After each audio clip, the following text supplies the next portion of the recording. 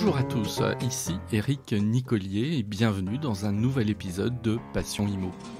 Passion Immo, c'est le podcast pour partager ensemble des informations pour vous aider à mieux pratiquer votre métier, donner la parole à des femmes et des hommes qui travaillent dans l'immobilier et vous communiquer les dernières tendances de la presse.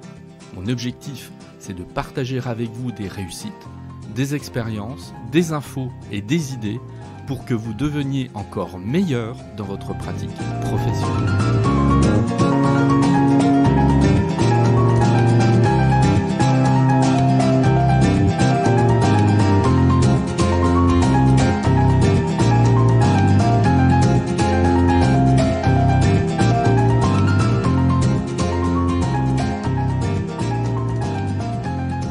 Bonjour à tous, aujourd'hui nous allons parler de digital et évidemment de digital au sein d'une agence immobilière. Alors le sujet il a été beaucoup évoqué pendant la période de confinement parce que évidemment les agences, mais comme toute entreprise, ont été confrontées à cette difficulté de travailler à distance. Donc a émergé pendant ces quelques mois un besoin qui n'existait pas nécessairement auparavant et qui a fait prendre conscience à certaines agences qu'elles n'étaient pas nécessairement équipées pour répondre à ce type de situation. Alors c'était aussi l'occasion d'une petite passe d'armes, parce qu'on se souvient pendant la période de confinement, la polémique qu'il y a eu entre certains agents immobiliers, certains notaires, certains agents immobiliers reprochant aux notaires de ne pas être en capacité à faire signer des actes de vente à distance et donc bloquant par là même un certain nombre d'opérations ne leur permettant pas d'aller au bout de leur traitement normal. Bon. Alors on va dépasser un petit peu cet esprit polémique. Il m'a semblé intéressant de discuter de digital. Alors, quel est le digital ? En plus, c'est très très vaste, c'est beaucoup de choses. C'est évidemment le site internet de l'agence, c'est les réseaux sociaux, et Dieu sait s'il y a pléthore de réseaux sociaux. C'est la possibilité, j'en parlais il y a une minute, de pouvoir signer des actes à distance. Ça peut être aussi la géolocalisation des biens, en affichant éventuellement cette géolocalisation. Alors je parle bien sûr pour les mandats exclusifs, sur des cartes qui seraient disponibles sur le site internet de l'agence. Ça peut être aussi, certaines agences l'ont fait, développer une appli smartphone spécifique à une agence ou à un réseau. C'est aussi, et ça a monté en puissance ces derniers temps, la possibilité d'organiser des visites 3D, ce qui suppose en amont quand même une technologie permettant de faire de la prise de vue et donc de transposer cette visite de manière digitale. Et puis j'allais oublier également, parce que c'est beaucoup plus ancien, les états des lieux sur tablette. Alors évidemment, on est complètement dans la digitalisation ici, puisqu'on se passe du papier. Je pourrais citer par ailleurs en termes de digitalisation aussi l'archivage. Ça en fait partie, même si évidemment c'est quelque chose qui est un petit peu moins sexy que tout ce que je viens de citer précédemment. La digitalisation, c'est pas que le côté technique, c'est évidemment savoir comment je vais utiliser ces techniques, mais en lien avec l'humain, parce que sinon ça n'a pas de sens. C'est uniquement une addition de technologies, mais qui n'ont pas un grand intérêt, donc il ne faut jamais laisser ça de côté. Le digital, c'est aussi savoir choisir parmi toutes ces techniques. Est-ce qu'une agence peut tout faire ? Non, surtout quand c'est une agence de taille moyenne ou de taille modeste, son budget, soyons clairs, ne lui permettra pas de tout faire. Je pense notamment aux réseaux sociaux. Est-ce qu'on peut être présent en tant qu'agence immobilière sur l'ensemble des réseaux sociaux aujourd'hui existants ? Non, c'est impossible. Certains se prêtent tout à fait à l'activité immobilière, dont d'autres n'ont aucun intérêt. Voilà. Alors, qui est mon invité ? Mon invité, c'est Katia Molina. Alors, Katia Molina, c'est une formatrice et consultante en marketing et digital. Si les deux sont associés, c'est pas le fait du hasard, parce qu'on raisonne rarement sur la matière digitale sans s'interroger quand même sur les usages marketing. Elle a 40 ans, elle travaille sur une région un peu élargie qui correspond au Rhône et à l'Ain, au département de l'Ain. Elle a créé une société qui s'appelle KeepUp, KeepUp qui donc fait de la formation et du consulting dans ces domaines. Eh bien, on va laisser la parole à Katia Molina, cet échange que j'ai eu avec elle il y a seulement quelques jours, et nous allons évoquer toutes ces questions.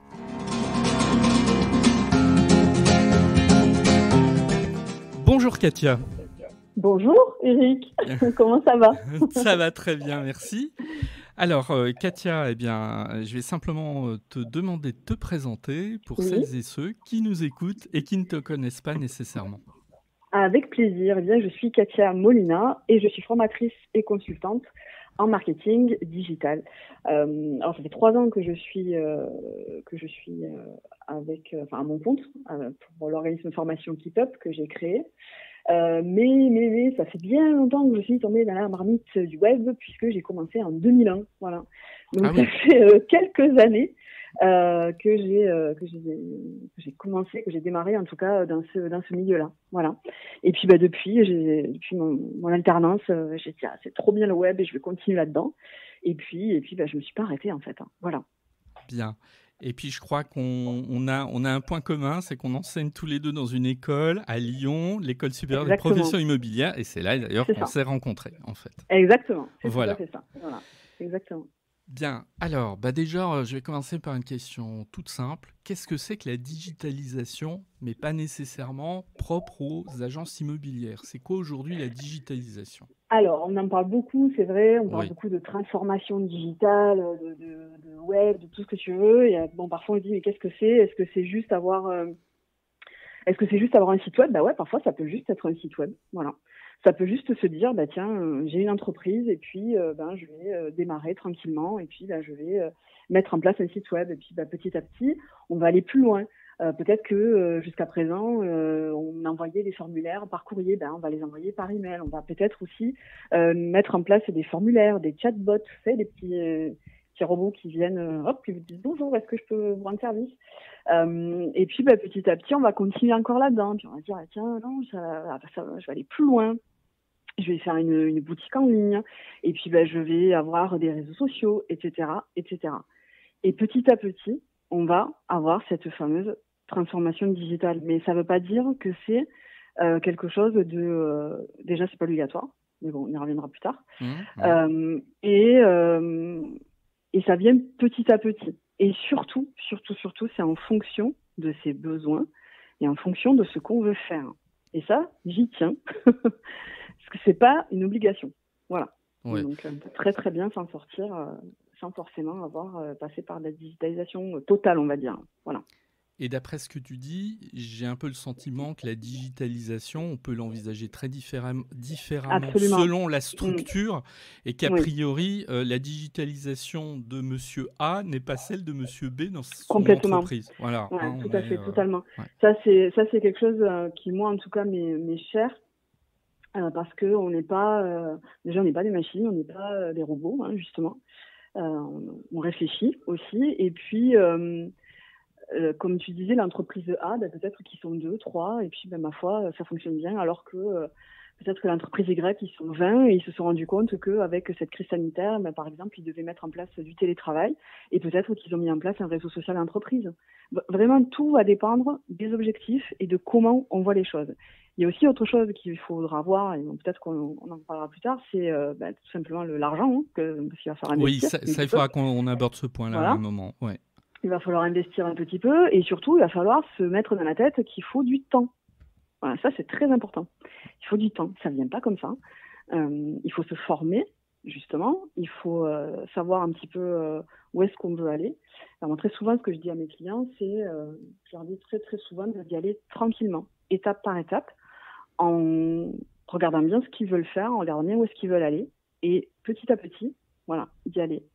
Et pas de tout faire d'un coup, parce que ça peut faire peur, Et puis parfois, on se dit, je comprends pas, Katia, je me suis fait faire un site web à tant de milliers d'euros, et puis ça marche pas. Bah ouais, mais bon, peut-être que ça n'a pas été fait correctement, peut-être que ça a été fait trop tôt, je sais pas. Donc voilà, il faut vraiment se laisser le temps, et puis aller tout doucement. Ce qui peut être assez paradoxal, parce que quand on parle de transformation digitale, on a l'impression que ça vient comme ça, en claquant des doigts.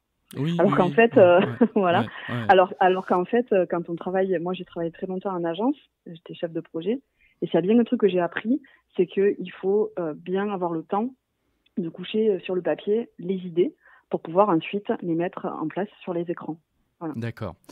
Alors, maintenant, si on va plus précisément dans le domaine de l'immobilier, aujourd'hui, qu'est-ce que c'est que la transformation digitale pour une agence immobilière ? Alors là, c'est une vaste question. Ah, je sais. Ah oui, mais elle est trop vaste. Non, mais même, elle est nulle, ma question. Elle est trop vaste. Non, mais là, parce que, en fait, du coup, ça rejoint un petit peu ce que je disais tout à l'heure. Ouais. Ça peut être plusieurs choses. On peut aller à un niveau assez basique, on va dire, où ça va juste être un joli site internet avec des jolies photos, avec des jolies présentations de biens.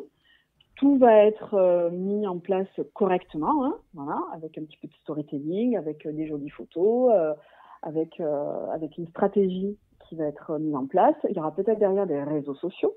Hein, Alors, et excuse-moi de t'interrompre, j'ai le sentiment quand même aujourd'hui que ce premier niveau, on va dire, de digitalisation, posséder un site web et l'animer, notamment avec les annonces, la plupart des agences ont sauté le pas. La plupart l'ont, voilà, la plupart l'ont, ça, il n'y a pas de problème. Hein. Là où ça pêche peut-être encore un tout petit peu, c'est au niveau des réseaux sociaux, où en fait on se rend compte que, voilà, on a un compte Facebook, ma foi, bon, on va dire que la plupart il a le mérite d'exister, ou un compte Instagram, pourquoi pas, mais au final, on se retrouve avec un peu les mêmes informations que sur le site web. Donc ça fait un petit peu double emploi. Alors qu'en fait, ce qu'on recherche en tout cas de mon point de vue, hein, ce qu'on peut rechercher sur ces réseaux sociaux, c'est paradoxalement toujours d'humaniser au maximum. Comment ça se passe dans cette agence immobilière ? Qu'est-ce qu'il y a ? Quelles sont les personnes qui vont s'occuper de moi ? Est-ce que ces personnes-là, elles sont bien au courant de ce qui se passe, j'en sais rien, en droit de l'immobilier, en fiscalité, en syndic, en ce qu'on veut ? On peut faire passer des informations comme ça et du coup, on peut, c'est ce que je dis à mes élèves justement, on peut démontrer une expertise. Donc, c'est pas juste avoir une jolie page Facebook qui est chouette et voilà, qui vivote, ou une page Instagram. C'est aussi, il faut que ce soit un complément. Vous voyez, il faut que ce soit un complément de ce qu'on a mis en place sur le site web et pas un miroir. Parce que c'est pas du tout la même chose. Voilà. Après, on peut aller plus loin. Alors, on va s'arrêter 2 secondes sur les réseaux sociaux. Ouais. Moi, j'ai un ressenti, mais j'ai pas ta compétence dans ce domaine. Moi, mon ressenti, je le traduis par rapport à toutes les formations que je fais auprès d'agents immobiliers, qui sont plus dans le domaine juridique, mais on discute évidemment pendant ces formations. Parfois, on discute justement de digitalisation, de numérique, parce que j'aime bien un peu savoir ce qui se passe, par curiosité. Souvent, on me renvoie la chose suivante, c'est-à-dire, oui, on est sur les réseaux sociaux, on est sur Facebook, mais bon, on n'a pas trop le temps, c'est la secrétaire qui s'occupe de ça de temps en temps. Et ce discours-là, je l'ai tellement entendu que j'ai le sentiment, malheureusement, que c'est un petit peu la règle dans beaucoup d'agences, en fait. Oui, mais tu as tout à fait raison. Je ne peux pas dire le contraire. Et c'est vraiment pour ça que quand je dis qu'il faut du temps, c'est pas rien. Hein. C'est-à-dire que moi, je comprends, mais ça me fait un peu bondir, effectivement, quand on me dit, c'est un petit peu quand on a le temps, ou vite fait, entre 2 rendez-vous. Alors, je comprends qu'on n'ait pas le temps, ça, je peux le comprendre, je l'entends, il n'y a pas de problème. Mais dans ces cas-là, je me dis parfois, franchement, il vaut mieux se concentrer peut-être sur un média, peut-être sur le site internet, et puis on se concentre que là-dessus, et c'est très bien comme ça. Ou on va se dire, à ce moment-là, je veux bien avoir un compte Facebook, mais le compte Instagram, je vais le laisser tomber, parce que ça ne sert à rien, parce que j'ai pas le temps. Mais en tout cas, essayer d'avoir ce temps-là. Et surtout, essayer de se former. Parce que là aussi, c'est pareil. C'est pas juste poster des petits gifs animés, des petits chats qui font tomber des sapins, et c'est rigolo. C'est pas que ça. Il faut avoir une espèce de stratégie un peu globale. Se dire, et alors pourquoi pas, alors je vais très loin, mais se dire, ok, peut-être qu'on peut avoir même un calendrier éditorial. s'il y a des salons auxquels on participe, si, je sais pas moi, si on embauche des gens, s'il y a des nouvelles lois qui sont sorties, ou je ne sais quoi. Essayer de s'organiser, de se dire, OK, ben voilà, on essaye de poster peut-être une fois par semaine ou 2 fois par semaine, et puis on va s'en tenir là, et puis petit à petit, si on voit que ça marche bien, on monte en cadence. Ce qui manque en fait au tout début, parfois, c'est l'organisation. Voilà. Parce que en fait, ça paraît tellement simple. Tout le monde a un compte Facebook, finalement. Tout le monde raconte sa vie sur les réseaux sociaux. Tout le monde prend une photo de soi, une selfie, clac, on met, ah, c'était trop bien, je bois un mojito sur la plage, et puis c'est bon. Quand on parle de professionnalisation des réseaux sociaux professionnels, c'est là où du coup, il faut bien comprendre qu'il va falloir avoir de l'organisation de la même manière que vous êtes organisé dans votre travail pour organiser les tournées, pour organiser les visites, etc., etc. C'est la même chose, c'est tout pareil. Voilà. D'accord. Donc si c'est la secrétaire qui s'en charge, eh ben, ça veut dire qu'il va falloir lui dégager du temps pour pouvoir le faire. Oui, parce que ça ne signifie pas qu'elle soit incompétente, c'est tout simplement qu'elle n'a peut-être pas la formation, exactement. Pas plus d'ailleurs que l'agent immobilier ou quelqu'un d'autre en agence. Ouais. Mais complètement. Alors là, s'il y a bien un truc que je dis très souvent aussi, c'est que tout le monde peut y arriver. Ça, franchement, il n'y a pas de souci. Il faut juste avoir de l'organisation, savoir 2-3 petites ficelles, 2-3 petits trucs et astuces, comment ça marche. On peut programmer ses postes à l'avance. On peut mettre en place une veille informationnelle où on va peut-être partager du contenu, on peut faire du content marketing si on a envie, pourquoi pas. Mais en tout cas, à un moment donné, il faut s'organiser. Voilà. Et c'est ça, en fait, au final, quand je discute pareil avec des clients ou même juste avec des gens comme ça pour travailler, et ben souvent, on se décourage un petit peu parce que on se rend compte qu'on n'a pas le retour escompté, c'est long, ou alors je poste un truc et j'ai 2 likes, bon, ça m'intéresse pas, quoi. Et je le comprends, je l'entends, il n'y a pas de souci. Mais voilà, en face, ça veut dire qu'il faut s'organiser. Voilà. Bien. Alors, j'ai fait un petit peu de recherche. J'ai préparé sérieusement cet entretien. Je suis tombé sur un article que tu as publié sur Internet en 2019 où tu parlais des tendances des réseaux sociaux. Et en fait, en 2019, tu disais que Facebook était très prépondérant dans l'usage en fait, des réseaux sociaux de manière globale. Alors, est-ce que c'est toujours le cas aujourd'hui et est-ce que c'est le réseau social qu'on va recommander pour une agence ou est-ce qu'on va plutôt aller sur autre chose? Ah, j'adore cette question. Avant le confinement, je t'aurais dit, franchement, Facebook, c'est bon, quoi. Je t'aurais dit, c'est un peu un gardos. Ça commence à être un peu en perte de vitesse. Moyen bof, quoi. Enfin, tu vois, tu peux y aller, mais bon, ça va être compliqué. Et après le confinement, je peux te dire que en fait, ça a repris un peu du poil de la bête, ça s'est un peu déringardisé. Alors, ça n'a rien à voir avec l'immobilier, mais on a pu notamment voir les restaurateurs s'y mettre à fond. Tout à fait. Et voir vraiment et du coup, voir l'aspect social du réseau social. Tu vois ce que je veux dire? Mettre les gens en relation et en collaboration. Ce qu'on avait un petit peu oublié peut-être avant tout ça. Donc, pour en revenir à ta question, c'est souvent aussi la question qu'on me pose, qu'est-ce que je choisis comme réseau social? Eh bien, l'une des réponses en tout cas, c'est quelle est la cible? Elle est où la cible? Est-ce que vous vendez des apparts un peu bobos, un peu, je sais pas moi, un peu style la maison de France 5 ou je sais pas quoi, et alors à ce moment-là, peut-être qu'il faudrait mieux investir Instagram. Parce que c'est le réseau social des belles images, des belles photos. Ou au contraire, est-ce que la cible elle est un petit peu plus vieillissante entre guillemets, et du coup, hop, peut-être qu'on va aller sur Facebook. Vous faites de la promotion, vous faites du B2B, à ce moment-là, pourquoi pas, allez, on y va, on va sur LinkedIn. Tout va dépendre de la cible. Voilà. Ça, c'est vraiment ce que je dis tout le temps. Quelle est la cible? Quelles sont les personnes que vous souhaitez atteindre? Voilà. Donc là encore, un petit peu comme tout à l'heure, pour toi, il n'y a pas de réponse unique et générale. On est vraiment jamais. Au cas par cas. Absolument, ouais. En tout cas, c'est de mon point de vue. C'est pas pareil. On peut sortir des tendances. Ça, c'est clair. Moi, j'en sors beaucoup des tendances où on peut voir que TikTok, ça y est, c'est en train de devenir, c'est en train d'exploser. C'est super cool. Peut-être que dans 6 mois, ce sera un autre réseau social. En tous les cas, il y a surtout des entreprises. Il y a surtout des cas d'entreprises. Voilà. Et du coup, c'est là où je pense qu'il faut s'arrêter. C'est là où je pense que l'expertise de quelqu'un qui fait du digital, elle est là, parce qu'elle va analyser l'entreprise, elle va analyser les cibles de l'entreprise, et en fonction de ça, elle va dire, OK, bon, écoutez, moi, ce que je vois, c'est qu'on peut faire site web plus Facebook, site web plus Instagram, ou que Facebook d'ailleurs, hein, pourquoi pas, on s'en fout du site web, on fait que Facebook. Mais ça va vraiment dépendre de la stratégie d'entreprise, de la cible de départ. Voilà. D'accord. Et autre chose qui est important aussi, c'est on peut se tromper. Et c'est pas grave. Ça peut arriver. Moi-même, je me suis plantée, moi aussi. Hein. Quand j'ai lancé ma boîte il y a 3 ans, je me suis dit, faut absolument que je sois sur Facebook et sur Instagram et sur LinkedIn et sur Twitter et nanana. Et puis au final, je me suis rendu compte que pas du tout.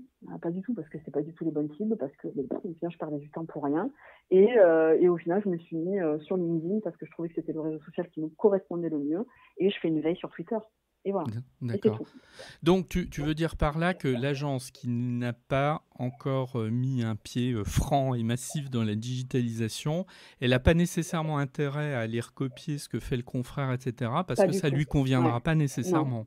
Ça ne lui conviendra pas nécessairement, néanmoins, on peut toujours faire une étude de concurrence, hein, toujours faire un petit benchmark, parce que c'est toujours intéressant de voir les concurrents qui ont la même cible, où est-ce qu'ils sont. Hein, toujours, il faut bien connaître ses concurrents, ça, il n'y a pas de problème. Mais il n'y a pas de réponse comme ça toute faite.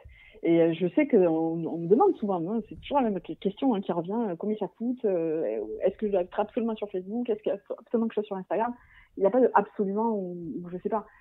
Il faut vraiment, vraiment, vraiment mettre en perspective la cible et le temps qu'on a à y passer. Voilà. Ouais.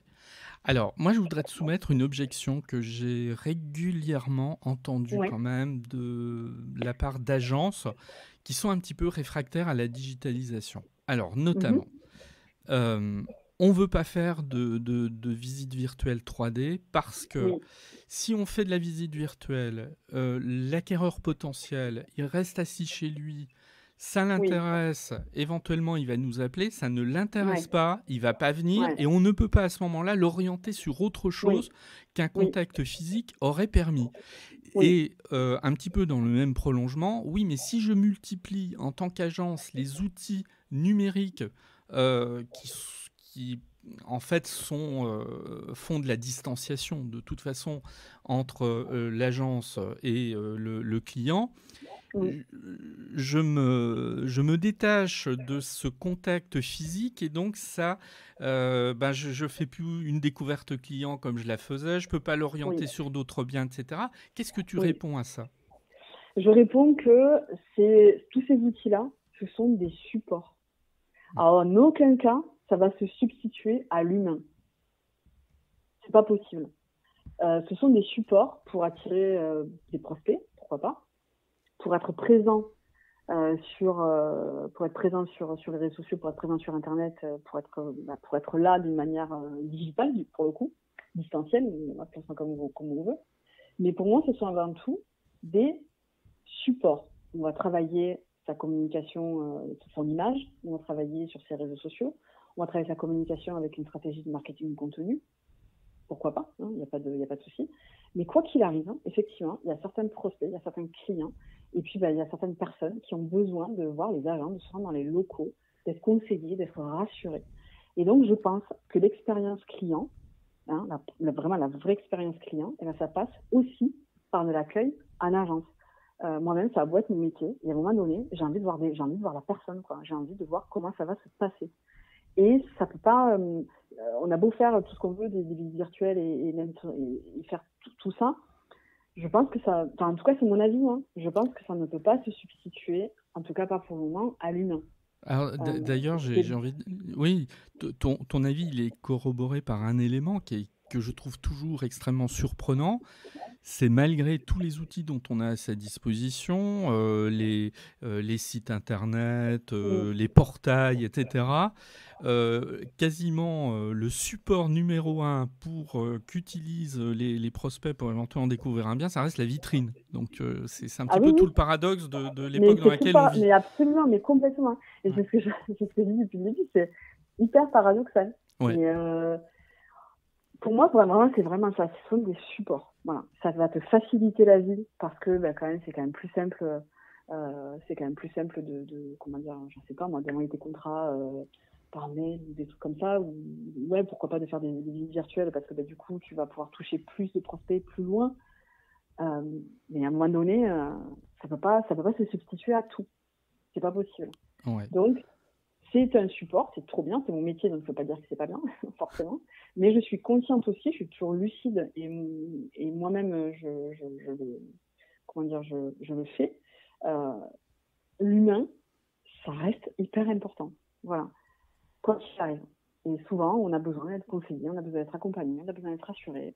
Surtout quand on est primo-accédant, et ben oui, on a besoin d'avoir des personnes en face de nous pour être là, quoi, juste pour être là. Donc ouais, c'est des supports, mais ça peut pas être tout ou rien. Voilà. Il va falloir trouver un dosage entre les deux.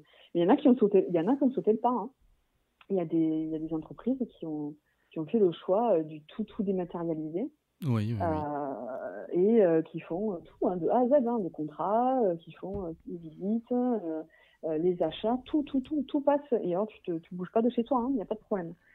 Tu fais ça depuis... mais bon, voilà, pour le coup, ça me dépasse un peu, mais bon, pourquoi pas. Alors, il s'est passé quelque chose il y a quelques mois qu'on n'imaginait pas, c'est cette crise sanitaire. Alors, cette crise sanitaire, elle a contraint tous les secteurs d'activité, de toute façon, à travailler autrement pendant plusieurs semaines.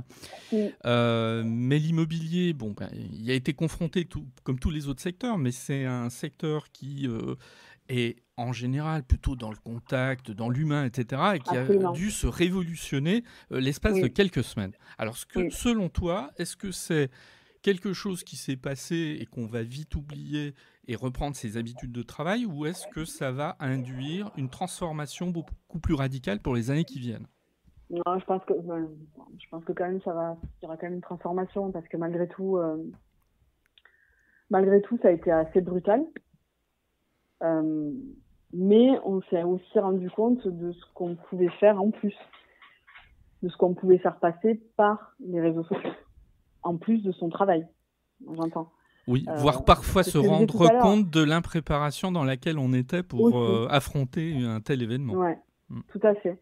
Moi, je l'ai vu, pas d'un point de vue immobilier, mais d'un point de vue de la restauration, c'est un milieu que je connais bien.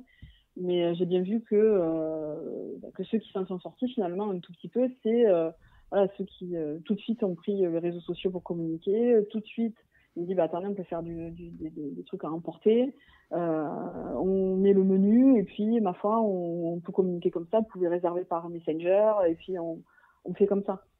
Pareil pour Insta, hein, je parle de Facebook, mais ça a fonctionné aussi sur Instagram. Donc ouais, je pense qu'il a fallu se réinventer. Voilà, ça c'est certain. Et se rendre aussi finalement compte que ces réseaux sociaux, comme je disais tout à l'heure, dans les réseaux sociaux, il y a social. Et que du coup, on pouvait finalement recréer une espèce de bulle sociale à travers ces réseaux. Donc oui, je pense qu'effectivement, c'est pour les mois à venir, enfin je sais pas, on peut pas trop parler d'années, j'en sais rien. Ça va forcément être à l'ordre du jour. C'est certain, il va falloir être malin et bien communiquer et pas forcément, comme je disais tout à l'heure, juste ouvrir une page Facebook et puis faire en sorte, et puis on l'abandonne. Je pense que ça va forcément aller dans ce sens-là. Mais toujours, hein, il y a toujours cette notion d'humain quand même, et pas faire oublier que derrière des réseaux sociaux, il y a des gens. C'est pour ça que je dis souvent, il faut humaniser. Qui écrit les publications, qui fait les visites, qui est-ce qu'on peut contacter. Pas juste l'agence XY, ce sera peut-être monsieur Tartampion de l'agence XY. Il va falloir réhumaniser un peu tout ça. Voilà. Mais oui, je pense que de toute façon, c'est bien parti pour. Oui, voilà. Tout à fait. Alors, c'est bien parti pour. Pour terminer, une question, mais qui va être une question difficile, dont tu as le droit de nuancer la réponse. Si aujourd'hui je suis une agence, que je veux me digitaliser, ça va me coûter combien ? J'adore ça aussi. Ça dépend. Voilà. Ça dépend. Non, mais sincèrement, ça dépend vraiment du cahier des charges. Est-ce que c'est juste un site web ? Et puis, qu'est-ce que vous voulez comme site web ? Est-ce que vous voulez une charte graphique avec ? Est-ce que vous voulez pouvoir être autonome. Voilà. Est-ce que c'est qu'une page? Est-ce que c'est que des réseaux sociaux et je vous fais la formation et puis vous vous débrouillez après? Est-ce que c'est du vrai community management? Je ne sais pas, ça dépend. Voilà. Oui. J'ai pas de... C'est pas que je ne vais pas donner des prix. Hein. Non, mais je pense qu'il est extrêmement difficile de répondre à une telle question. Franchement, ça dépend, vraiment. Ouais. Alors après, peut-être qu'il y a d'autres collègues qui diraient, si, est-ce qu'on peut faire des forfaits, on peut faire des devis en disant pour telle entreprise de telle envergure, ça coûte tant. Moi, je marche pas comme ça, alors je sais pas. Franchement, ça va dépendre. J'en sais rien. On peut aller d'un site à n'importe quoi, mais tu peux aller d'un site à 5000 parce que tu as quelque chose qui commence un petit peu à tenir la route. Et si tu fais du community management, à ce moment-là, ça veut dire que peut-être il va falloir embaucher quelqu'un. Ou alors, comme je disais tout à l'heure, tu formes quelqu'un qui va le faire en interne. Et ça aussi, c'est un coût. Hein. C'est-à-dire que quand elle passe 2 heures à faire du Facebook, c'est 2 heures qu'elle passe pas à faire de la facturation, par exemple. Tout à fait. Donc voilà. Donc ça, c'est quelque chose à voir. La question qu'on me pose aussi souvent, c'est la rentabilité. Quand est-ce que oui, le retour sur investissement, en fait. Ouais, quel est le retour sur investissement? Là aussi, c'est pareil. Ça peut, on peut au moins essayer de le quantifier avec le nombre de visites. Combien de personnes m'ont appelé par Facebook, par mon site internet. Et ça aussi, c'est quelque chose que j'en profite d'ailleurs pour dire ça. Regardez vos stats, hyper important. Regardez vos statistiques de réseaux sociaux. Regardez vos statistiques de site web. De la même manière que vous tenez votre tableau de bord de trésorerie, il faut que ce soit important de regarder ces stats-là. Parce que ça nous donne vachement d'informations. Est-ce que ce sont plutôt des hommes, est-ce que ce sont plutôt des femmes? À quelle heure les gens se connectent? Qu'est-ce qu'ils préfèrent comme post? Qu'est-ce qu'ils préfèrent comme page? Où est-ce qu'ils vont aller cliquer? Où est-ce qu'ils vont aller liker, etc., etc.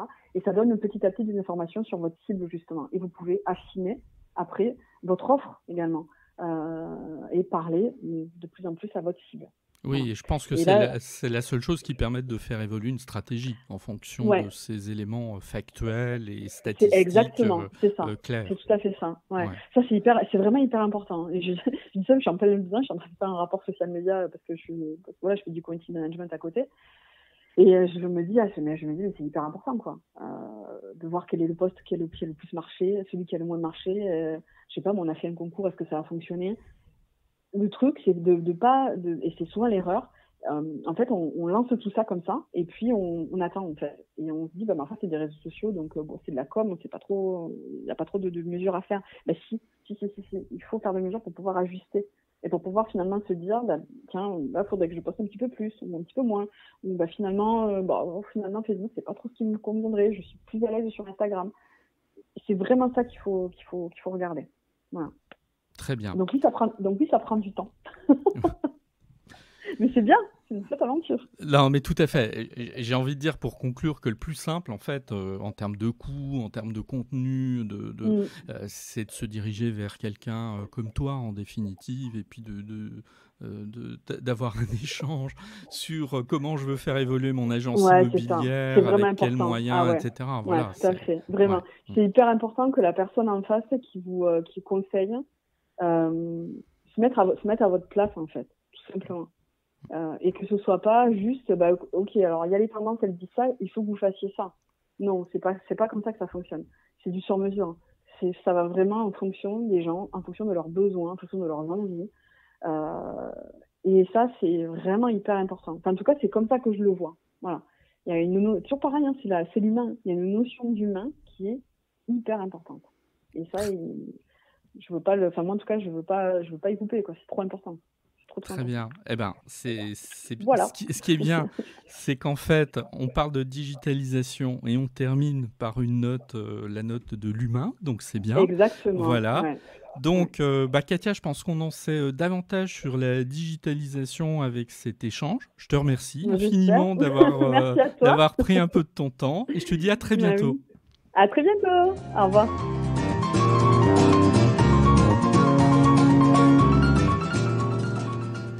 Merci de m'avoir écouté. Vous pouvez me retrouver sur mon site internet www.nicolier.org. Il est possible aussi de me suivre ou de me contacter sur LinkedIn. Éric Nicolier tout attaché. Et puis vous pouvez aussi me soutenir en vous abonnant à Passion Immo sur Apple Podcasts, mais aussi sur les principales plateformes de podcast. Je vous dis à très bientôt.